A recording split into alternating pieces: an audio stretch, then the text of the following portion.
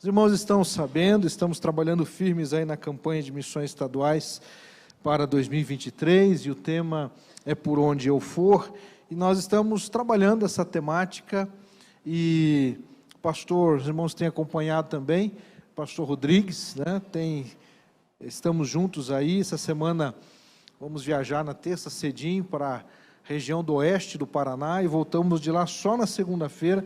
Vamos percorrer toda a região oeste do estado, visitando as igrejas ali da região, identificando as necessidades, ouvindo as lideranças, os pastores, e também ministrando a palavra de Deus ali naquela região do estado do Paraná.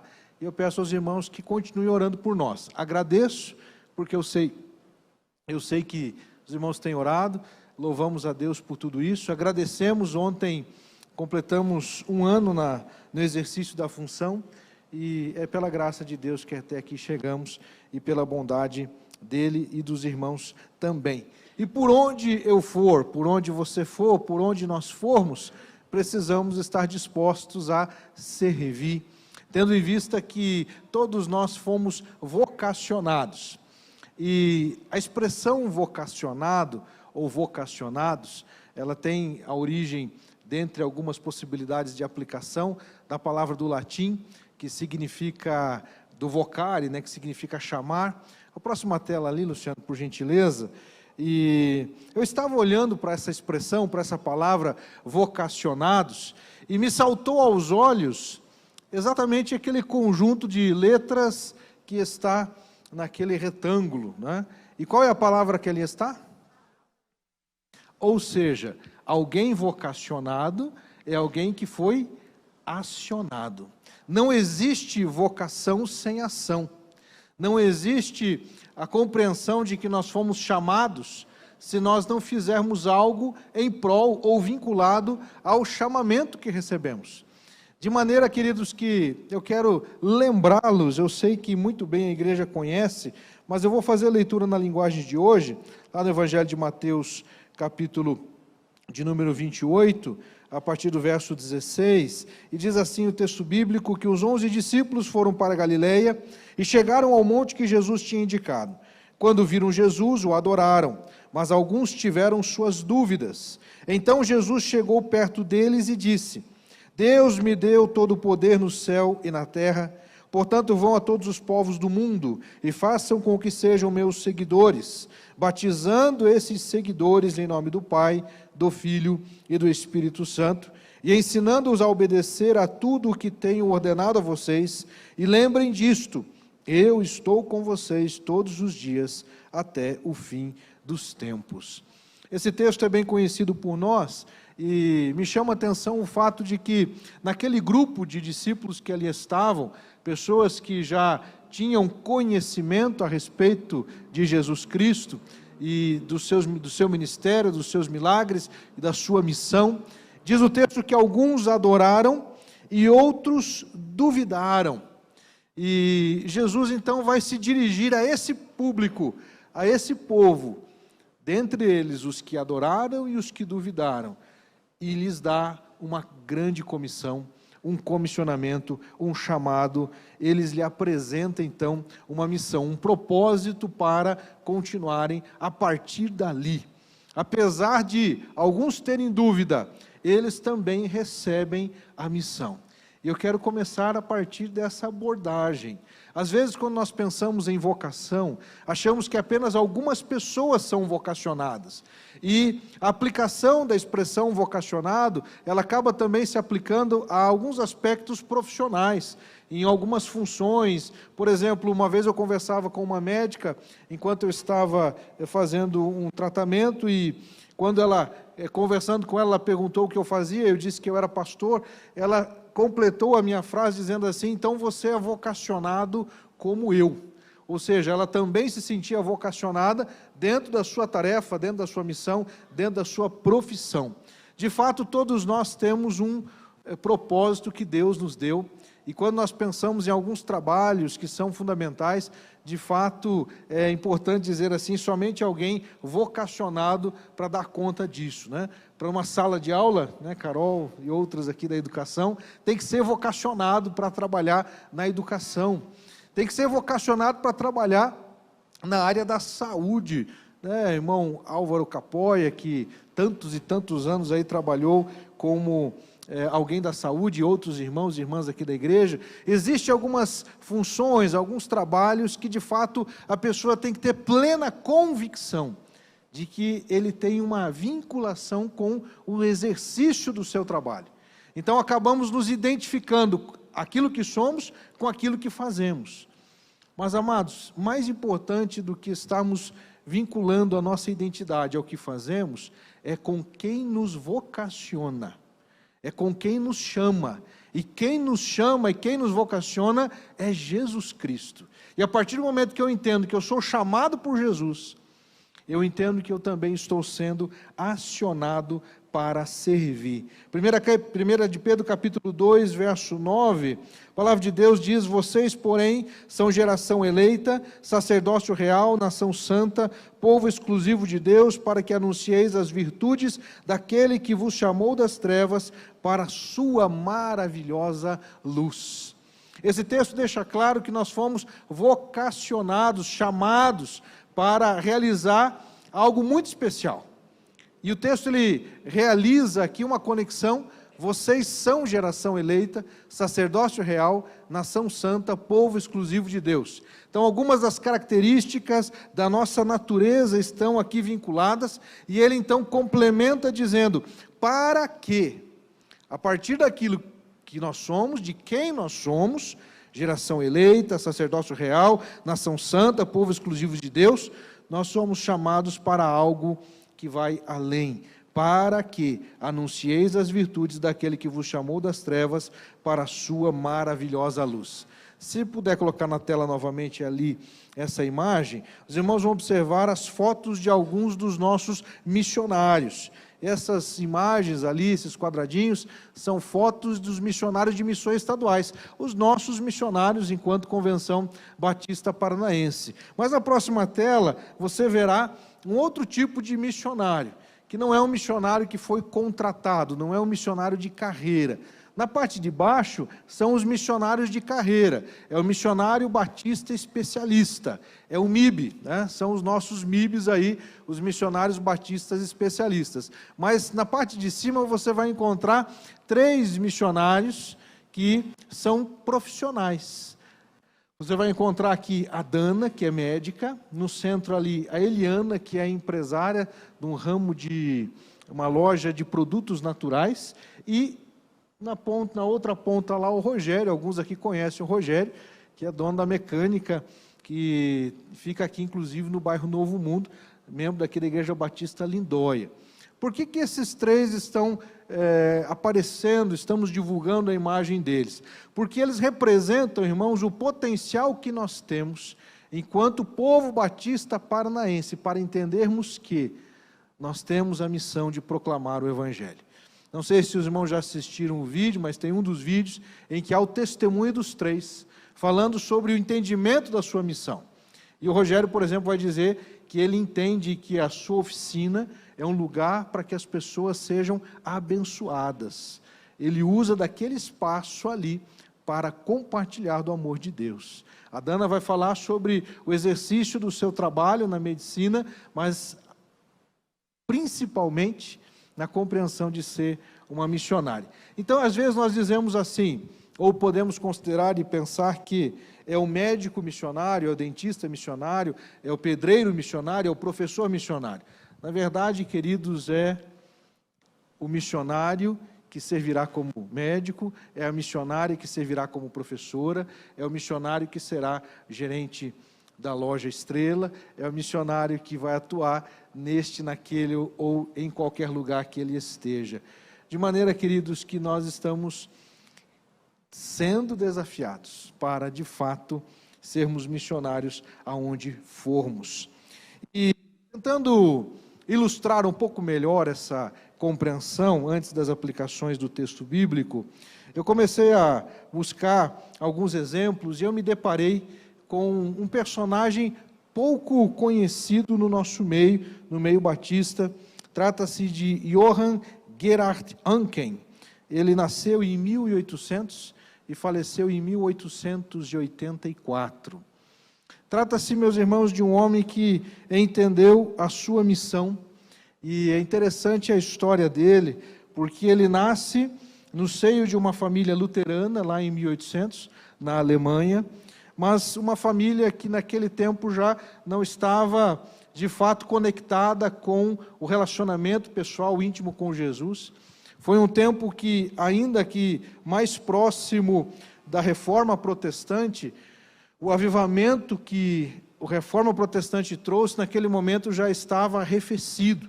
E o Evangelho, nessa região da Alemanha, estava se perdendo. De maneira, queridos, que ele, depois, na adolescência, vai ser evangelizado por uma família presbiteriana, quando ele se muda para a Escócia. E essa família presbiteriana dá de presente para ele uma Bíblia. Foi então quando ele começou a ler a Bíblia. Mas ainda na Inglaterra, ele começou a participar e ter conexão com uma família congregacional. E é interessante como ele passa por várias denominações. Nasce num lar luterano, ganha uma Bíblia de uma família presbiteriana, ele é evangelizado mais intencionalmente por uma família congregacional lá na Inglaterra, e ali em Londres, participando de um culto de uma igreja congregacional, ou seja, uma outra denominação, ouvindo a palavra de Deus em Romanos capítulo 8, verso 1, uma mensagem, que nenhuma condenação há para quem está em Cristo Jesus. Então ele confessa a Jesus Cristo como seu único Senhor e Salvador. Imediatamente ele entende que ele precisava agora se tornar alguém comprometido com a missão. E ele se torna missionário da Igreja Reformada Inglesa, por um período, por um tempo. Contudo, meus queridos, ele estava intensamente inquieto, porque ele tinha sido batizado por aspersão na sua infância, e ele agora começou a estudar as Escrituras, e ele entendeu que o batismo deveria ser ministrado àquelas pessoas que têm consciência de quem é Jesus, e que também devem ser então mergulhadas, conforme nós batistas cremos, né? E o batismo por imersão, quando a pessoa então ela é mergulhada nas águas, representa, simboliza que a pessoa foi sepultada para o pecado e ele agora ressurge para a nova vida em Cristo. De maneira, queridos, que a sua inquietude o levou a orar pedindo a Deus esclarecimento sobre a questão do batismo, e ele conversou então com um missionário, trocando cartas. Esse missionário era norte-americano, e depois de 4 anos orando, esse missionário o visitou então na Europa, e foi realizado o batismo de Johann Gerhard Oncken e também de alguns membros da sua família em 1834, quando surge a primeira igreja batista de Hamburgo, em 1834. Houve o nascimento da igreja. Em 1845 eles chegam a 380 membros, em 1847 eles constroem o primeiro templo, e aproximadamente 20 anos depois eles inauguram o segundo templo para 1.400 pessoas. Uma história de alguém que, digamos assim, logrou grande êxito como pastor, mas antes de ele ser pastor, de ele receber o título pastoral, ele entendeu que a sua missão consistia em pregar o Evangelho. E lá em Londres, ele então abre uma distribuidora de livros, com o propósito principal de distribuir Bíblias, porque naquele tempo, meus irmãos, era muito mais difícil do que é hoje.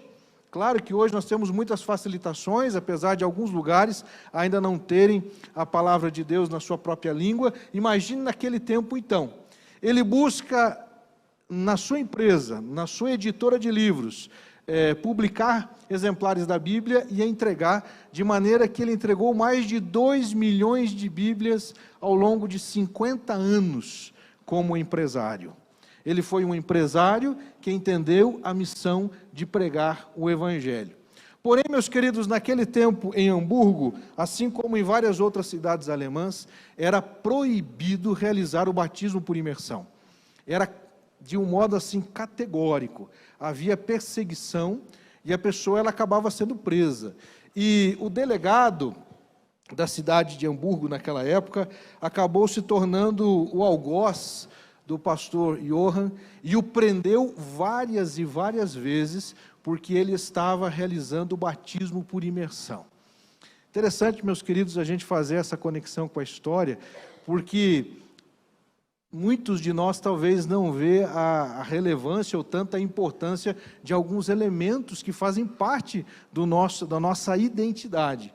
E olha que batalha que foi naquele tempo, naquela época.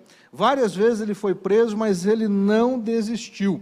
Ele continuou evangelizando, continuou pregando, e apesar de não desistir, muitas lutas lhe sobrevieram. Ele teve 7 filhos, com a primeira esposa, sendo que 2 filhas adoeceram e faleceram ainda pequenas, uma com 2 anos e outra com 4 anos.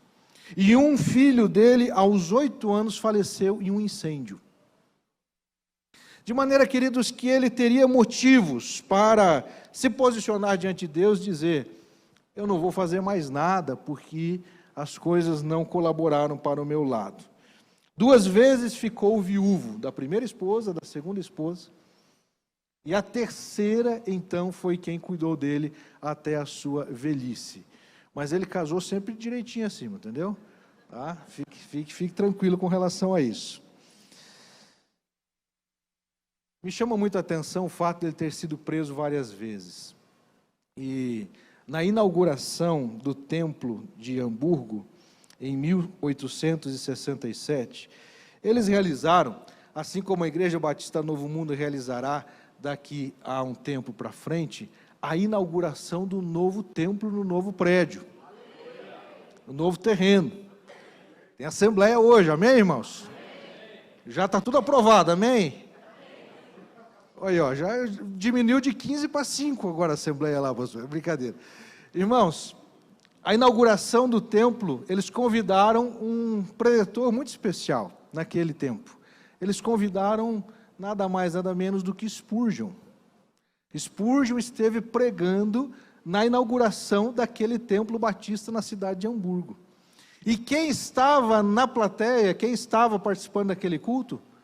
O delegado que tantas e tantas vezes perseguiu o pastor Johann. Irmãos, a história desse homem me chama muita atenção, porque ele é um daqueles quase que anônimos. Quantos já tinham ouvido falar desse homem? Eu não tinha ouvido, irmãos, até pouco tempo atrás. O pastor Igor Shimura, que nos ajudou, que estávamos construindo o projeto de missões, e ele citou o exemplo, ele estava lendo um artigo, e aí nós fomos buscar. E por que eu estou citando o exemplo dele, irmãos?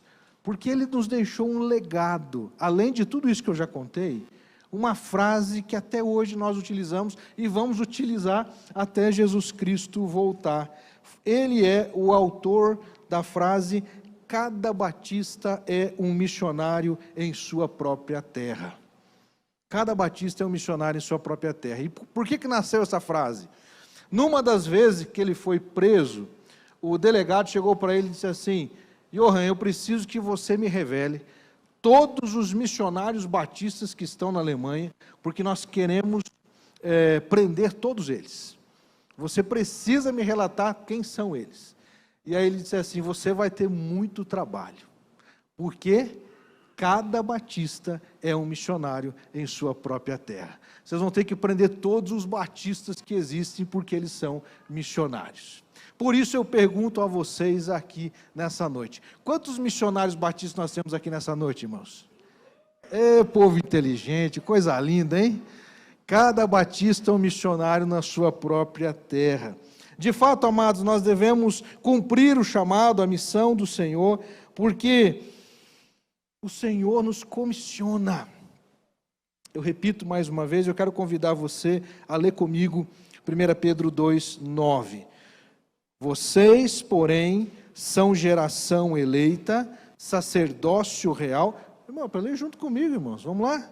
Vocês, porém, são geração eleita, sacerdócio real, nação santa, povo exclusivo de Deus, para que anuncieis as virtudes daquele que nos das trevas da maravilhosa luz. para que anuncieis, para que anuncieis. Proclamação. Proclamar, meus irmãos, é uma das funções da missão, é um dos elementos da missão. Fazer discípulos é outro elemento da missão, mas passa pela proclamação, passa pela compreensão de que nós temos um chamado.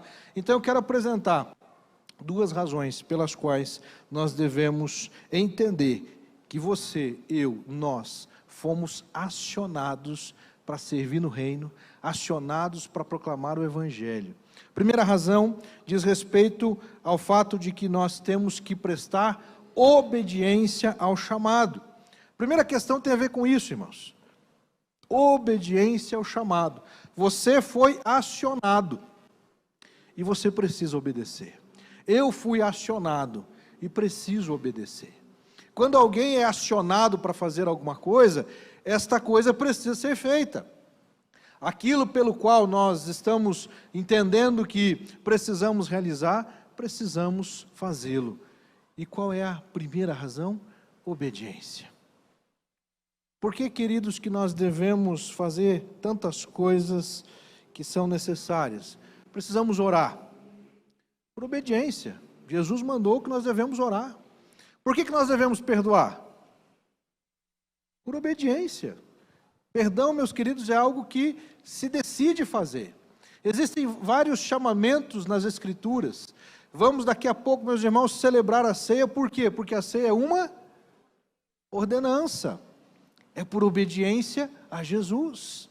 Então a obediência, ainda que às vezes digamos assim, puxa, mas eu vou fazer por obrigação? Sim, o apóstolo Paulo fala exatamente dentro dessa perspectiva. Me é imposta essa obrigação. Se eu faço de boa vontade, que bom. Mas se não faço, amém também, porque me é imposta essa obrigação. E essa obrigação não foi imposta apenas ao apóstolo Paulo, mas foi imposta a todos nós. Obediência ao chamado, obediência à missão. Obedecer é melhor do que sacrificar, nos diz o texto bíblico lá de Samuel. Obediência, meus queridos, nos leva a um nível de intimidade extraordinário. Obediência gera cura, obediência gera vida. Eu já contei para a igreja, mas eu creio que a maioria não lembra e muitos não ouviram. Minha mãe, uma vez, eu tinha cerca de 7 anos, disse para mim assim, volte para casa às 6 da tarde. Eu voltei para casa às 7 da noite, carregado nos braços por um amigo meu, depois de ter sido atropelado por uma bicicleta. E quando ele me colocou nas mãos da minha mãe, nos braços da minha mãe, o joelho ralado, cotovelo ralado, cabeça, tudo sangrando, da época que metiolate ou mertiolate? Da época que esse negócio ardia. Não é igual esses negócios Nutella de hoje em dia, não. Band-aidzinho aí de Bob Esponja. Ah, gente, por favor, misericórdia. Né? Gente, é isso mesmo. Quando cheguei, o que minha mãe disse para mim? Bem feito. Por que você não me obedeceu? Se você tivesse me obedecido, não tinha acontecido isso que aconteceu. E de fato, meus irmãos, o trem aconteceu entre as 6 e as 7. Foi depois. Se eu tivesse ido para casa às 6 horas, não tinha acontecido mesmo. Obediência, meus irmãos, é bênção. Obedecer é algo que você e eu devemos nem questionar. Mas vamos fazer isso em nome de Jesus. Ah, pastor, eu não sei fazer. Deus capacita, irmãos. Ah, mas eu não tenho criatividade. Deus dá. Eu não tenho autoridade, Deus dá unção, basta nós buscarmos, clamarmos e Ele irá com certeza usar cada um de nós. Segunda razão pela qual devemos obedecer ao chamado e devemos servir como vocacionados, tem a ver com a questão de obediência, mas pela questão de consciência da missão. Eu diria que essa é ainda mais importante, ou no mínimo complementar a primeira. A consciência da missão tem a ver com o fato de que eu sei por que estou obedecendo. Não é aquela obediência cega. Por que você está fazendo isso? Ah, porque a mãe mandou. Não, qual é a razão disso? Existe um processo, existe uma razão de estarmos fazendo isso. Você foi acionado para cumprir a missão. Isso é uma questão, queridos, de consciência. O texto bíblico diz para nós ali: vocês, porém, são geração eleita, sacerdócio real, nação santa, povo exclusivo de Deus. Características de quem nós somos. E que privilégio, queridos, saber que somos reino de sacerdotes.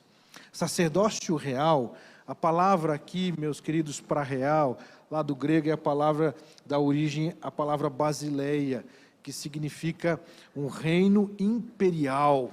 Um reino, meus irmãos, que está acima de todos os outros reinos. Então nós somos e fazemos parte do reino que está acima de tudo. E por entender que eu faço parte desse reino imperial de Cristo.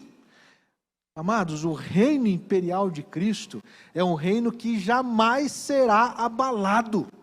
O reino de Deus jamais será abalado.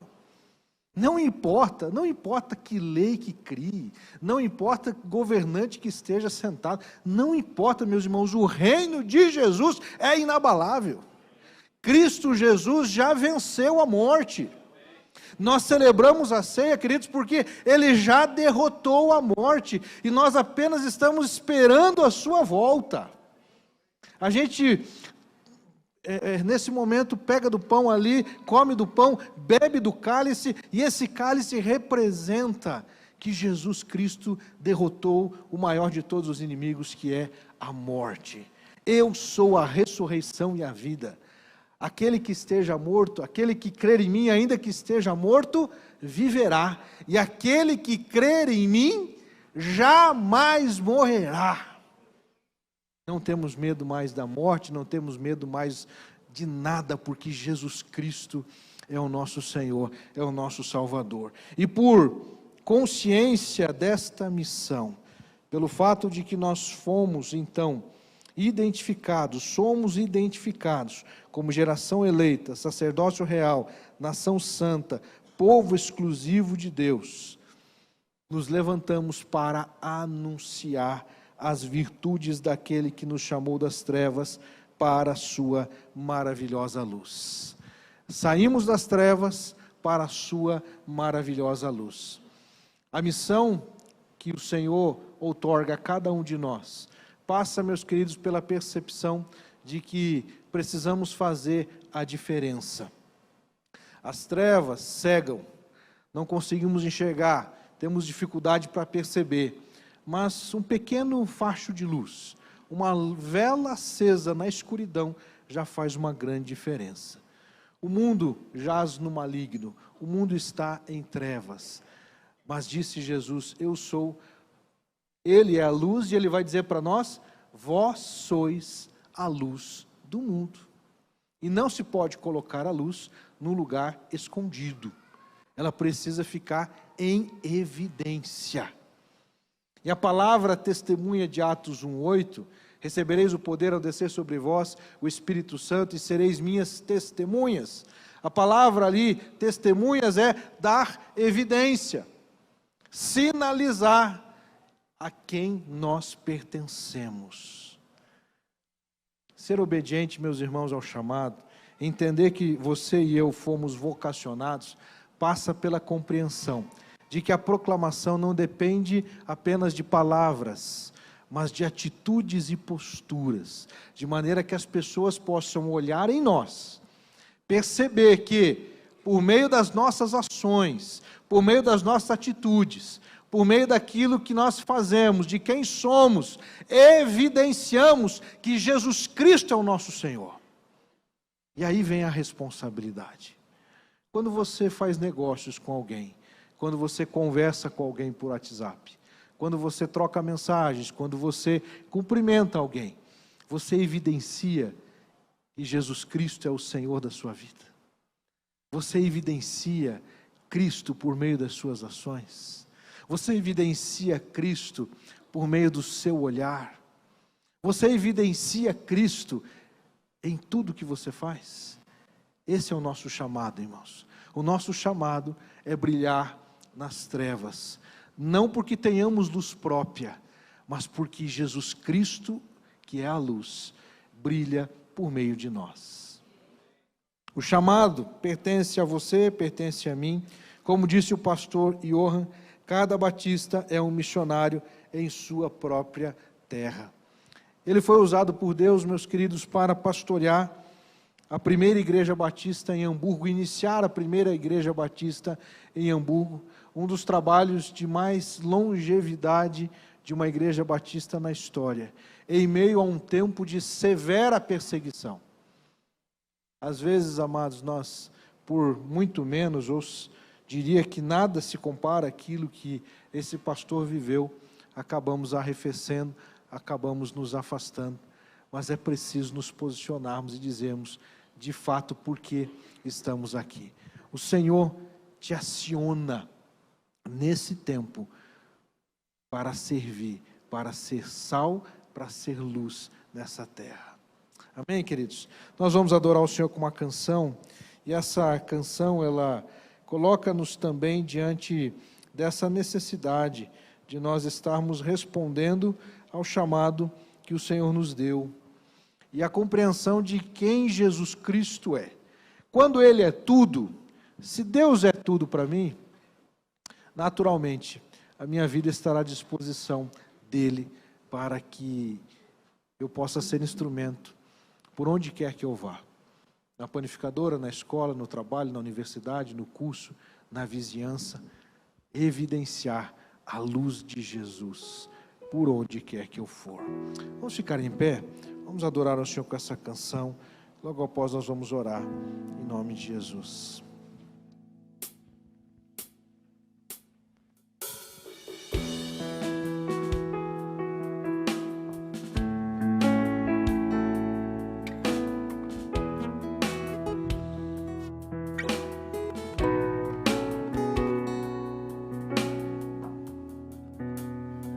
Que sejas meu universo, não quero dar-te só um pouco do meu tempo, não quero dar-te um dia apenas da semana. Que sejas meu universo, quero dar-te as palavras como gotas. Quero que saiam dilúvios de bênçãos da minha boca. Que sejas meu universo, que sejas tudo o que sinto e o que penso. Que de manhã seja o primeiro pensamento e a luz em minha janela. Que sejas meu universo, que enchas cada um dos meus pensamentos. Que a tua presença e o teu poder seja o alimento. Jesus, este é o meu desejo. Que sejas meu universo. Não quero dar-te só uma parte dos meus anos. Te quero dono do meu tempo e dos meus planos. Que sejas meu universo. Não quero a minha vontade, quero agradar-te. E cada sonho que há em mim quero entregar-te. Que sejas meu universo, que sejas tudo o que sinto e o que penso. Que de manhã seja o primeiro pensamento e a luz em minha janela. Que sejas meu universo, que enchas cada um dos meus pensamentos. Que a tua presença e o teu poder seja o alimento. Jesus, este é o meu desejo.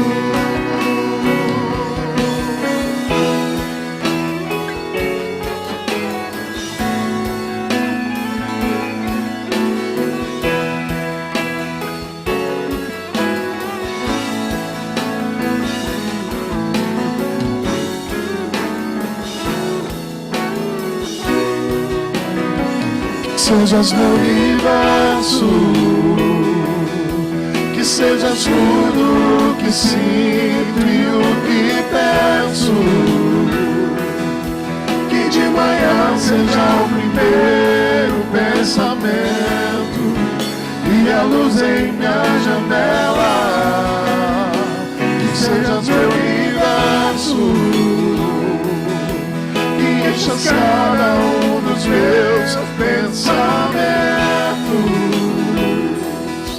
que a tua presença e o teu poder seja alimento.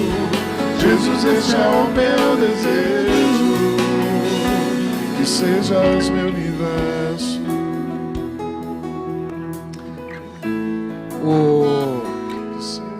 O delegado de Hamburgo, também chamado naquela época de burgomestre, nesse tempo, nesse culto lá com o pastor Spurgeon, ele fez uma declaração e ele se posicionou a favor do trabalho que o pastor Johan estava dizendo. E o pastor Johan então faz um relato dizendo que aquele que foi o meu maior algoz se tornou um dos maiores cooperadores na proclamação do Evangelho. Irmãos, às vezes a gente quer desistir porque as coisas não deram certo, porque a luta está sendo grande, a batalha. Para aquele, meus irmãos, e aquela que entende o que Cristo fez por nós, nos tornamos pessoas, meus irmãos, que não desistem nunca, que não vamos parar, não importa qual seja a luta e a dificuldade, nós nos posicionamos para obedecer, porque foi Jesus que nos chamou. O Evangelho hoje está barateado demais. O crescimento evangélico no Brasil está muito atrelado e vinculado a receber bênção, pagar o boleto, ter saúde no corpo. Meus irmãos, isso tudo é secundário. Inclusive saúde no corpo é secundário. O que importa é estarmos sendo fiéis ao chamado. Não importa quanto isso custe. A ponto do apóstolo Paulo dizer: eu me gastarei e me deixarei gastar pelo Evangelho. É entender que tudo só faz sentido se Cristo realmente é o Senhor. E quando Ele é de fato o meu Senhor, tudo está nas mãos dEle. E eu vou usar a minha profissão, o meu trabalho, o meu tempo, os recursos para a glória dEle. Quero convidar você a se posicionar diante do Senhor dizendo: Senhor, eu estou aqui mais uma vez. Se você deseja dizer como disse Isaías tanto tempo atrás: eis-me aqui, Senhor, envia-me a mim. Eu não sei para onde, eu não sei se será uma obra fácil, difícil, não sei se vai ser perto, se vai ser longe, não sei se vai ser onde eu trabalho ou se vai ser em outro lugar, mas eu quero dizer que eu estou disposto a te obedecer. Você deseja dizer sim para Jesus? Vem aqui à frente, eu gostaria de orar por você nesse momento. Vindo aqui à frente, você está dizendo: sim, Senhor, eu obedeço ao chamado e entendo que estou sendo acionado para servir, acionado para fazer diferença nessa terra, para ser sal da terra, luz do mundo. E a glória do Senhor, meu Deus, me apresento aqui agora, não porque eu quero o meu nome escrito em algum lugar, mas para que o nome de Jesus seja evidenciado por onde quer que eu vá. Senhor nosso Deus e nosso Pai, o Senhor nos vocaciona, o Senhor nos chama, o Senhor, ó Pai, nos apresenta um grande desafio. O mundo jaz em trevas, o mundo jaz no maligno, mas, ó Deus, o Senhor tem palavras de vida eterna. Como disse: para onde iremos? Pois só Tu tens, Senhor, palavras de vida eterna.